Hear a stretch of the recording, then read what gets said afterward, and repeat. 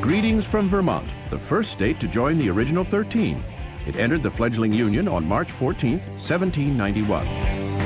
With 600,000 residents, it ranks 49th in population. And every season was just spectacular, from winter to spring to summer and then fall, and everyone comes in for fall foliage. Vermont comes from the French words vert and mont, meaning green mountains. But when these green mountains start turning red, orange, and yellow in the fall, the only green to be found is that of tourist dollars. The people who come in the autumn to see the best foliage in the world, leaf peepers. What visitors may not appreciate, however, is that below these mountains lies the real secret of Vermont's success: granite. In fact, Vermont supplies the granite used for every headstone in Arlington National Cemetery. Though its next-door rival, New Hampshire, mines a lot of this same stone, Vermont actually produces more granite than the Granite State. They were named before we were, and they have a lot of granite also, but the mountains are all made of granite, but it's not a good quality of granite. Vermont granite is the best granite in the whole wide world. Vermont is a land of fascinating firsts. It is said that a Vermonter was the first Revolutionary soldier to shoot a British soldier at the Battle of Lexington on April 19, 1775. The state was also home to the first cast steel plow, the first incarnation of a postage stamp, and the very first patent.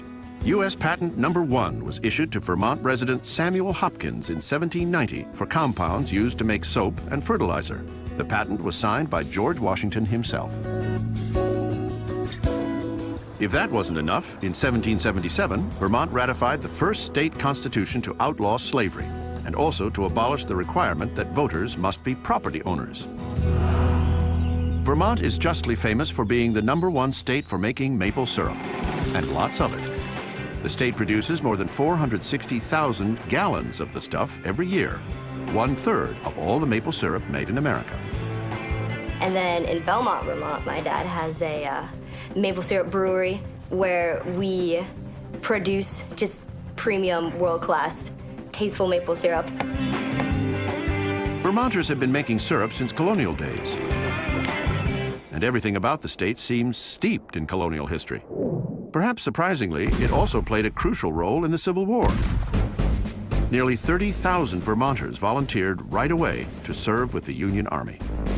But on October 19, 1864, while they were away fighting, St. Albans, Vermont became the site of the northernmost battle of the war.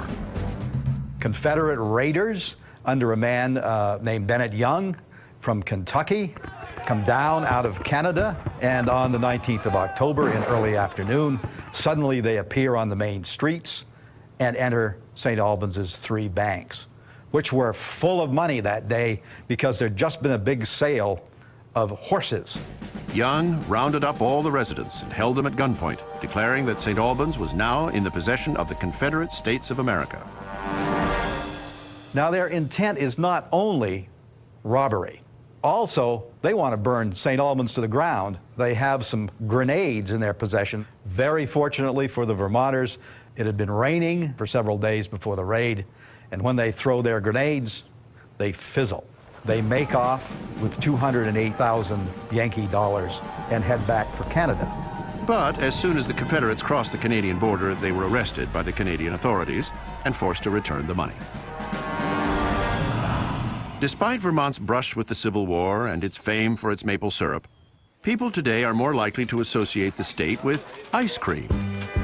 Chunky Monkey, Cherry Garcia, chocolate chip cookie dough, dastardly mash. started with $12,000 back in 1978. Aloha macadamia, butter pecan. Found an old gas station that we renovated ourselves. Caramel Sutra. Ethan almond. It turns out Ben really can't taste very well, and he wanted a lot of texture contrast and texture variation, so we started putting cookies and candies and a lot of chunks. Ben & Jerry's was an immediate artistic success. People loved the ice cream. We had no idea what we were doing in terms of a business, but we had a lot of happy customers. Look here. I'm talking about America. Sweet America.